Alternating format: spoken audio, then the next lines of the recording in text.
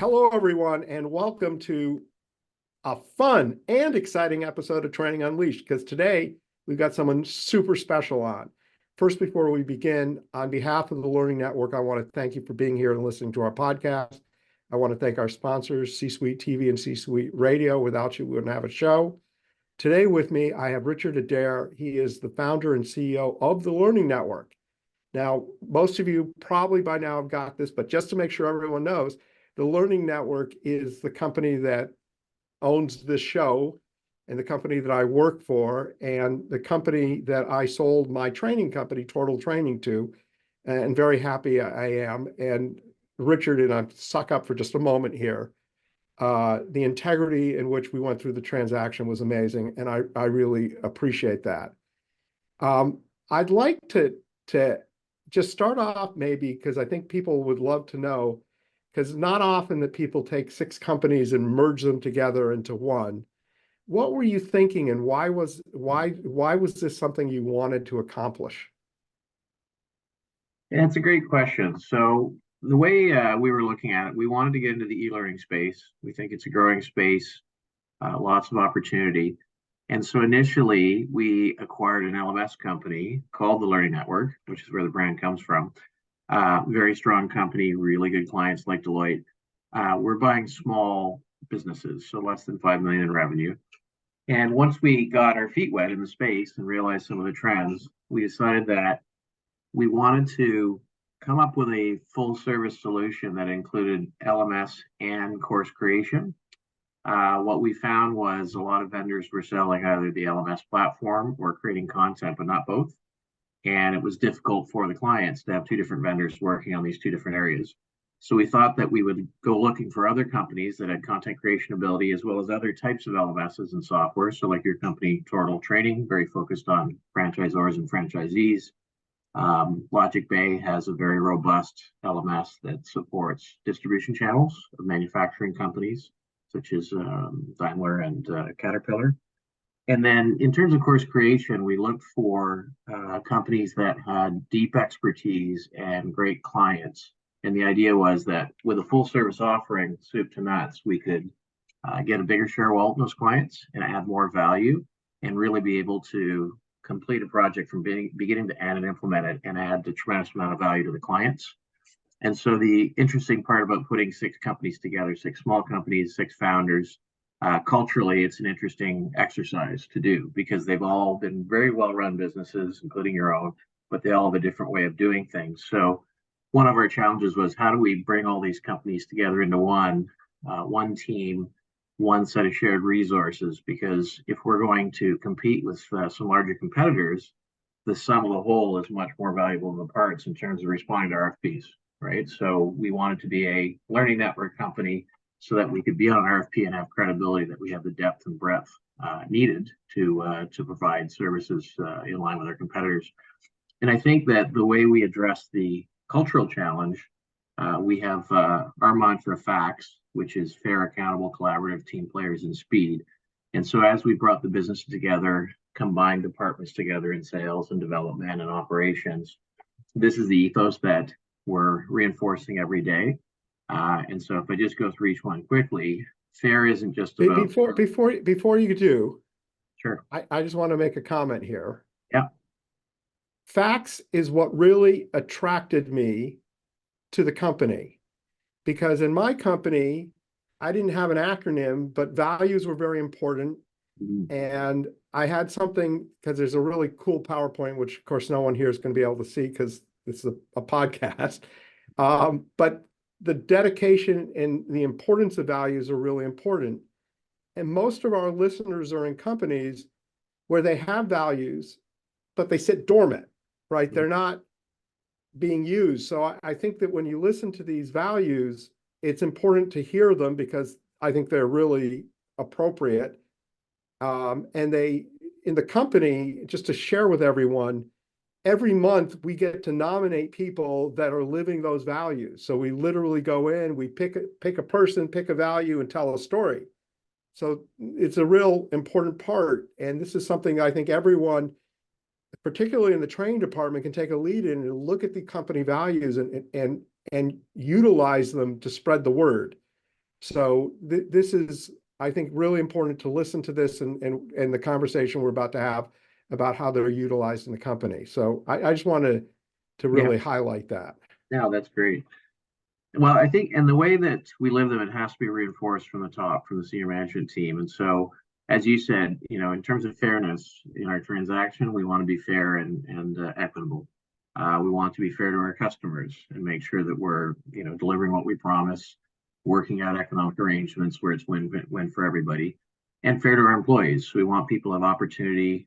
Bringing 6 small companies into a bigger one creates more opportunity for people's careers, but it also has to be fair to the company. So anything we do with the employees, for example, if we're going to promote people, they take more responsibility. It adds to the team. It builds up the expertise of the company, and it's fair to the company as opposed to just giving raises to people. And that's really important that we're being fair to everybody involved, and we reinforce that over and over and over. That's my favorite one of the facts. In terms of accountability, we're all accountable to our customers and delivering on time, and people do what it takes. We just had people working till midnight a few weeks ago on a project to get it done on time, and the client was thrilled. But it's also accountable to your team members, right? So that as you bring different groups of people together from different companies and different cultures, creating that accountability where, everybody has to be rowing in the same direction, and you can't be the team member that's sitting over here in a silo, because obviously these are siloed companies. So it's very difficult to bring everybody together, and setting that accountability where, you're on a team and you're accountable to the team, not just to the customer, and that we're all there for each other. And that's worked very well, quite Yeah, frankly. can I mention something on accountability? Yeah. One of the things I really love about the company is our commitment to project management, Yes. and that when we work on something, there's a detailed workflow with every person, what their time commitments are. And interestingly enough, accountability applies a little bit to our clients because we have client accountability, client timelines when they're going to get back, respond, etc. And we actually share our accountability with our clients. So our clients working with us can actually look at the project management sheet and see how we're going at any time. So the tons of transparency. And I'm bringing this out for a couple reasons. One, to highlight how the company really lives accountability, and that it's not just a word, but also something for all of you that are in the training world to think about, what is your project management? How are you doing within your business, creating accountability? Because it makes a huge difference in the effectiveness of the team. And of course, as we learn, we adjust so that if we are expecting too much, we can make adjustments for the next project. But it's a hugely important thing of making the company successful and our clients very incredibly pleased with what we do because of the transparency. So I just wanted to highlight Yeah. that. Great point. I think in terms of collaboration, I'm really proud of the way that we interact with our clients. So oftentimes we're not just delivering an e-learning course or an LMS. Somebody's trying to do something new. And so our whole philosophy is, well, let's collaborate to figure out the best path to meet your needs for this project. And so, for example, we've developed a certification course for property managers in Canada from scratch with a group that had this idea. They wanted to certify property managers because there was no certification, and the industry needed it, and they're very plugged into the industry. So we've worked the past year to develop the curriculum, develop the LMS delivery mechanism, which is a bit different for property managers. And so really have come up with a tremendously successful launch, but it wasn't an out of the box. Here's what you get an LMS, we build a course. This was, okay, we're going to work with you to come up with something special. And we're doing that all the time with clients, that we want to kind of think big that way with them and not just be in a box.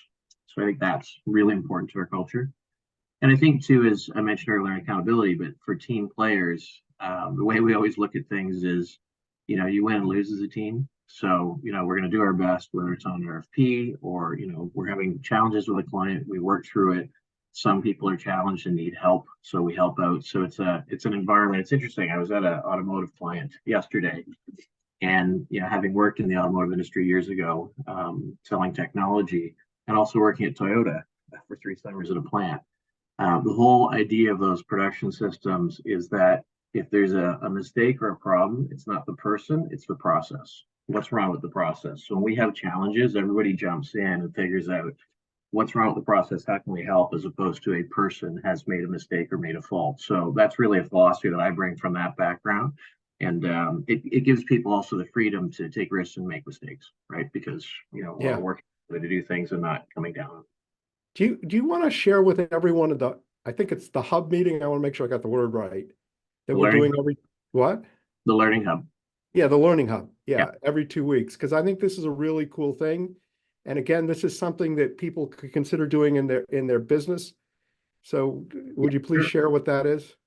Sure. And so as we put these businesses together, and there's a lot of change, a lot of moving parts, one of the challenges we had as we did surveys was communication. So how do we filter out what we're doing and what we're about outside of the facts themselves, like what's going on and how am I impacting the business? So we've always had quarterly town halls, which are really good vehicles for a very formal update for a couple hours.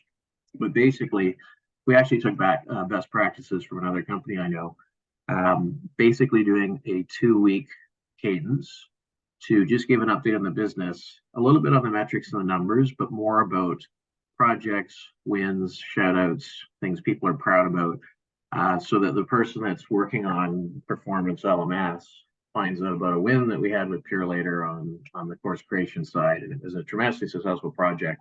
So people really feel more connected, especially in this virtual environment. And obviously, 6 different companies, 6 locations, everything's virtual now post COVID. How do we make people feel part of something? And so this cadence of every 2 weeks, we just launched that about a month ago. Tremendous response. And then part of that, each session we have a master class. So for example, I think next week we put in a new quality assurance process in course development, and the head of QA is going to present, here's our new process, here's what it was before, here's how it's helping the clients, a master class on QA. And then he gets a chance to be proud of the work he's done, and everybody understands the work being done because somebody sitting over in sales has no idea that's happening. So it's a really great way to communicate and be inclusive. Yeah, and it's a good form of collaboration. Yeah. Because we're all can take that idea and utilize it, and everyone now knows. A lot of companies, you ask people, what are other people doing in the company? And no idea. They just know what they do. And in Exactly. this company, we know what everyone does, which is really cool. The other thing I'd say about that is intentionally, when you do a town hall, it's senior management presenting down to the rest of the organization. For these biweekly meetings, we're having different people at all levels of the organization present what they do, what they're proud of. So everybody is getting a chance, as opposed to management telling what's happened. Here's what I'm doing. And so that's been really well received as well. Yeah, I totally agree. And Okay. then the last S on facts, and then I think we've gone through the facts, is speed. This comes back to bringing a technology company mindset to learning. So I've run several software companies before, and the whole mantra is you want to get a minimum viable product out as fast as possible that is 80/20 rule good enough, it's functional. There's going to be some bugs, there's going to be some tweaks, there's going to be new features the clients need. But until you get in the client's hands, you don't know what those are. And you could spend 6, 12 months, like some big companies, planning out exactly what the requirements are. Our whole approach to speed is get to market and then adjust and hear market feedback and adjust. So everything we do, whether it's with the LMS, whether it's building courses, whether it's turning sales proposals around, the culture we're really pushing is we're a tech company, and a tech company goes fast and adjusts. And I think that benefits our clients a lot because they're seeing the speed at which we move. And we might have put 6 companies together, but we're not a large company. So our advantage versus competitors is agility and speed. And so that's what we're reinforcing over and over. Yeah, and one of the cool things as part of this FAST project is like when we work on creating content for our customers, we're able to create an easy outline for them to see what it is in a rough stage before we go to the completion stage. So there's time for adjustment and agility, because we have this whole philosophy of speed and doing, there's a word here and I'm missing it. Not phases, it's Milestones there. God, I can't believe I'm missing this word. Anyhow, that doesn't matter.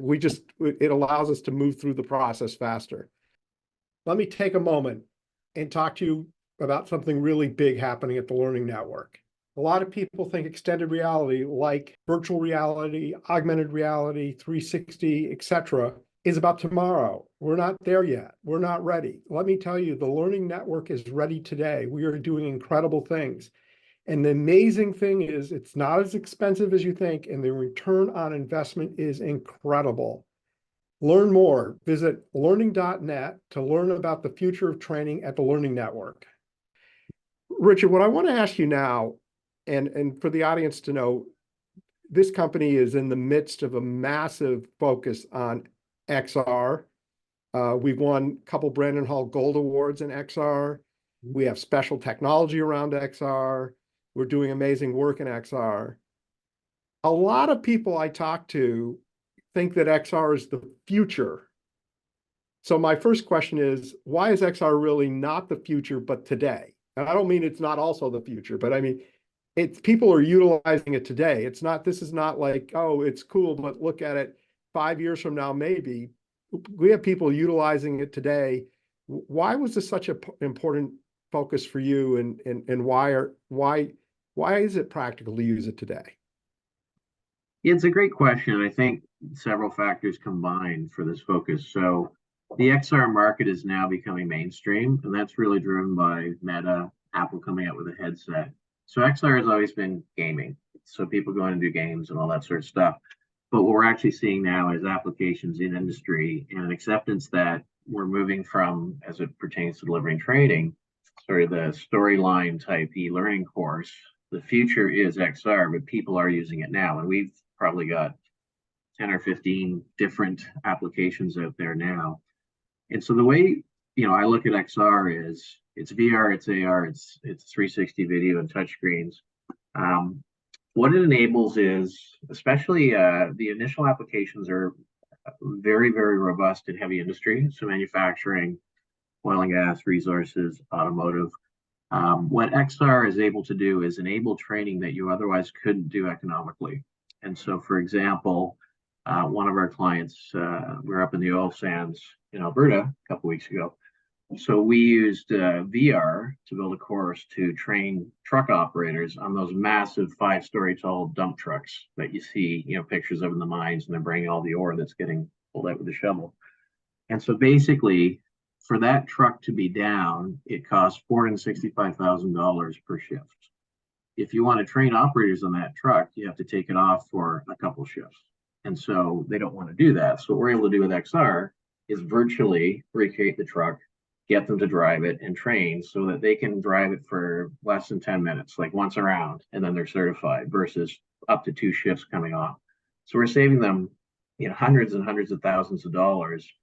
So the ROI on it is tremendous. And so we're really focused right now as those applications in those heavy industries where there's equipment involved, where there's production, where there could be downtime on a line.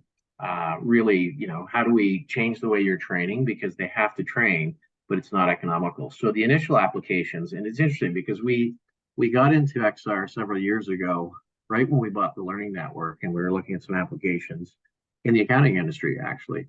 And so what we found was back then, this is 5 years ago, you sort of get people in the headsets and you can do a course on negotiation, for example, and be negotiating with somebody and showing the accounting partners this.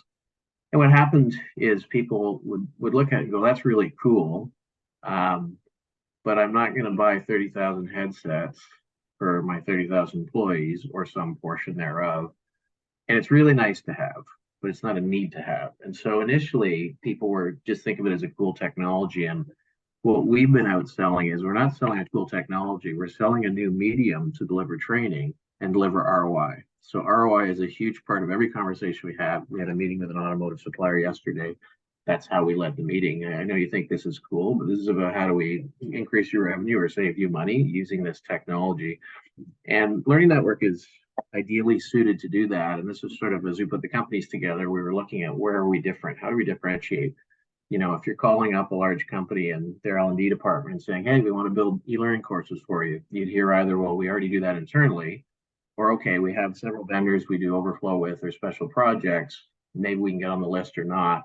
You're just one of many trying to build e-learning courses. So when we looked at our inventory of assets and LMSs and all those sorts of things, we saw all these initial installations of XR. Wow, that's really interesting. And what ends up happening is when you call the L&D department or the operations group themselves who would use the XR, they say, oh, I really need to get into XR for my department, for our operations. I don't know how. Can you help us do that? As opposed to, I'm already doing this in-house or I have a vendor doing it. So I think we're really leading edge on helping people determine the use cases. And the way we do that is oftentimes we'll do a needs assessment, because you could go in an automotive plant and they could have 25 applications and everybody's, hey, this is the greatest thing ever. Okay, well, where's the low-hanging fruit? Let's get one working. Let's prove it out and look at others. So everybody knows they need to use XR. It's becoming mainstream. It's no longer the future, but they don't know how.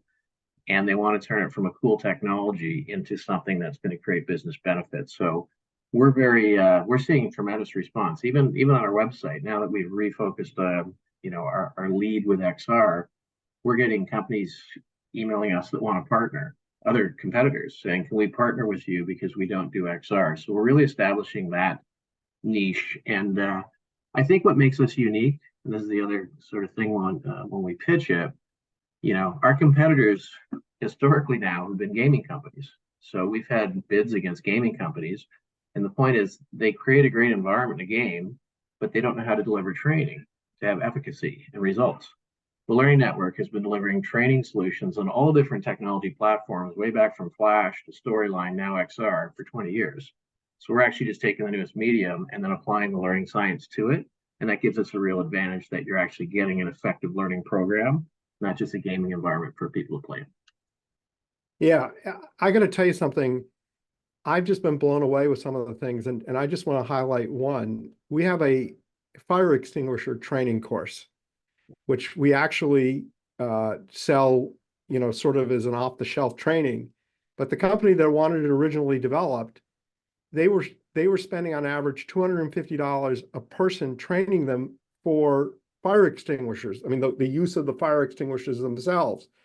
So they would bring in 20 people for a day, spend $250 on each person. So they were spending like 10 grand a day just in fire extinguishers, forget the time of the people, etc.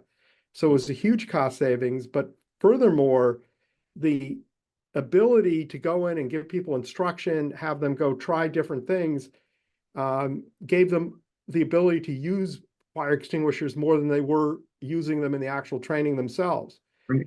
So, and if you go to our website, learning.net, go to XR, you'll see a thing saying FireWise. You can actually kind of see a vision of it. Also, in the medical world, we're doing things. So there's, I was watching one of the trainings and realized that one of the big savings are you probably don't find a lot of patients that want to be used for probing as you teach people how to properly check them out. So this is something that is really not just fun to have, but really can save companies lots of money. But we've developed a technology that can be used with our learning management systems, but could be used with other learning management systems. You want to talk a little bit about that and what it does and why it's important? So we've developed our Performance XR enhanced analytics platform. So the interesting thing about XR is if you think about traditional learning mediums like Storyline and Rise and courses like that, you're capturing things like pass, fail, or course completion, that sort of thing. What we're capturing is time, distance, speed, measurements around ergonomics. So we're getting all this really rich data that you've never had before around training, right? And that's how you can create ROIs. So we developed Performance XR to elegantly extract the data from the headset, organize it into analytics that are meaningful. And then as we collect the data, we have projects around machine learning where we can actually create adaptive learning, excuse me. So I'll give you an example. We're doing a pilot project with an auto manufacturer. And basically their goal is to improve the training of technicians for electric vehicles because they don't have a lot of experience with it.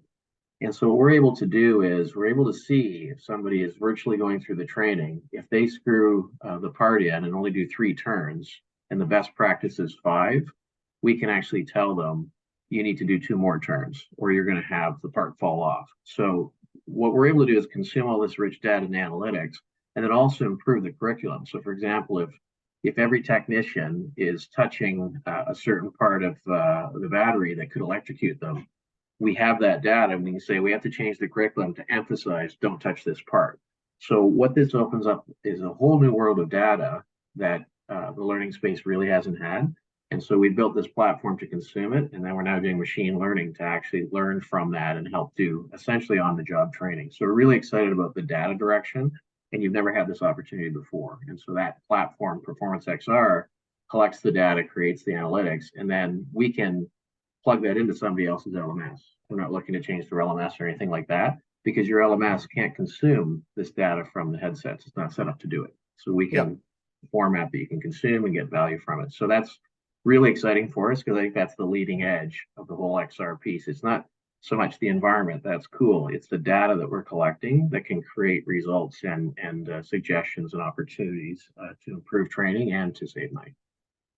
You know, I originally planned this out to be kind of done, but I thought of something else I should ask you that I think our audience be really interested in, and that's HoloLens, and maybe talk about what we did with Purelator in HoloLens, because HoloLens, which by the way, for the audience, is where you can see in the real world, you have a headset on, but you can see in the real world, but augmented reality gives you enhanced tools. Maybe you could talk a little bit about HoloLens.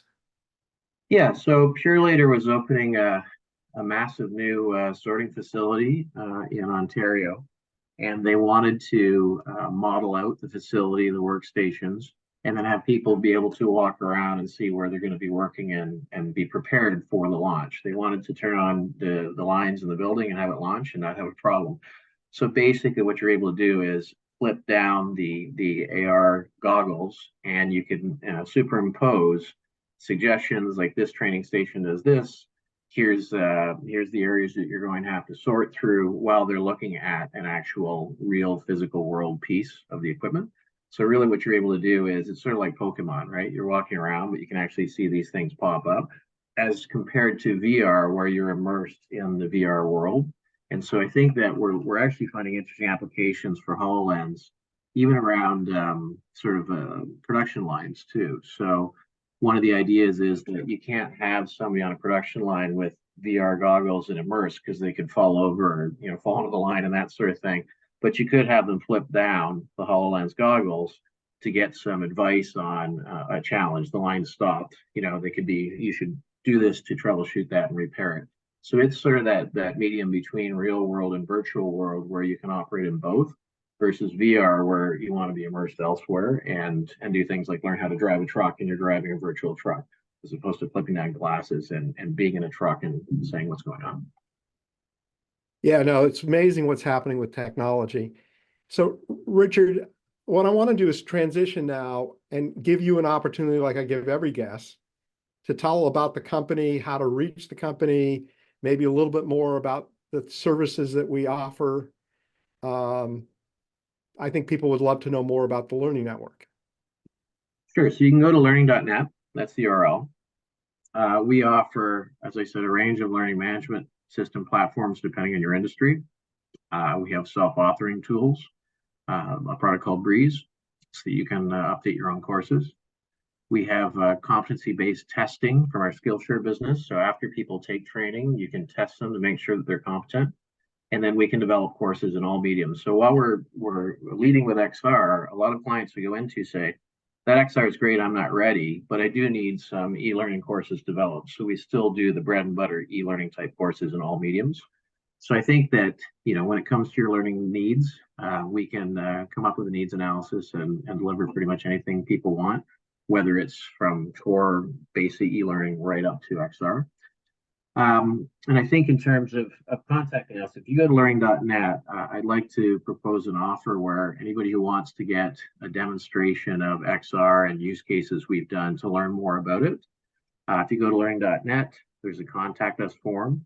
And if you want to type into the form that you want an XR demo from Training Unleashed, then we can arrange for that. And it's really just to show you the potential, both demoing the technology to you, but going through some of the use cases we have of how people have used this to create ROI. And then the idea would be just to generate thinking and some brainstorming on your end, where in my organization could this fit?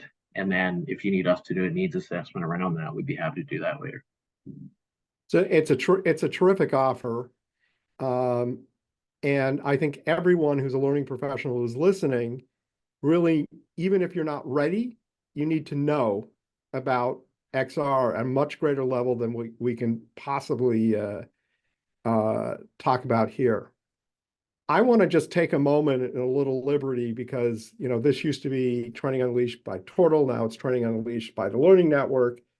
And just say that for me personally, the ability to offer much more complete service offerings to our customer has been an incredibly positive experience. Also, the collaboration with all these other learning professionals have allowed us to improve our ability to do better work, do work faster, do work more economically. And the company, we work with people in a lot of different ways. Some people want our LMS, some people want course development, some people want, and we do a lot of strategy work, curriculum design workshops, things of that nature. Some people want the strategy, nothing else. Some people want course development, nothing else. But we work to enhance your training efforts. So we take whatever you need. So, I'll give you an example. Many years ago, we worked with Dairy Queen. This is pre-XR. They had their own development team, but they wanted to develop at the time a tool to simulate making a blizzard. So we created them a animated tool where the learner would go in and could make a blizzard and push a button and it would celebrate or explode if they got it wrong, which was really cool. And it made, when you talk about XR, it made me think about it. But they had a huge development team, but when they needed something at a higher level, they came to us. And for some companies, we're the actual complete training department. We fully provide them all the services that they need. So it's been a great pleasure. Now, I can't end the show, though, Richard, without asking you, if you had one piece of advice to give our audience, what would that be? So my advice would be that XR is not the future, it's here. And don't be afraid of the cost of it. A lot of people think it's really, really, really expensive. We could never afford it in our organization. The headsets, like a Quest 3, are down to $800, so it's not $5,000. And there's different types of XR. I mean, VR at the very high end, where there's a high ROI. We've other clients in manufacturing use 360 video and touchscreens, which is XR as well, at a much lower price point to inspections of equipment, pre-inspections of graders basically at a mine. So I think, don't think of it as we could never afford this. There's different types of XR technology for different budgets, and the headsets have come way down. But at the end of the day, when you look at Meta and Apple, and I was in London a couple weeks ago on the Tube, they have all these ads from Meta on use cases for headsets. It's here. So you need to get educated, which we're able to help you with by doing these demos. But don't assume that it's just something so expensive that there isn't an ROI. There's different levels, and we can fit it to an ROI that makes sense for you. That's a great tip. I think a well-timed tip. On behalf of the Learning Network, I want to thank the audience. Without you, we don't have a show. I want to thank Richard for taking the time to be here with us. True pleasure. I also want to thank our sponsors, C-Suite TV and C-Suite Radio, and remind everyone we now are on YouTube. And the Training Unleashed Network is available to you. And so you can watch the show as well as, of course, you can watch the show on C-Suite TV too, as well as listen to the show. So everyone have a great day. Thanks, Evan.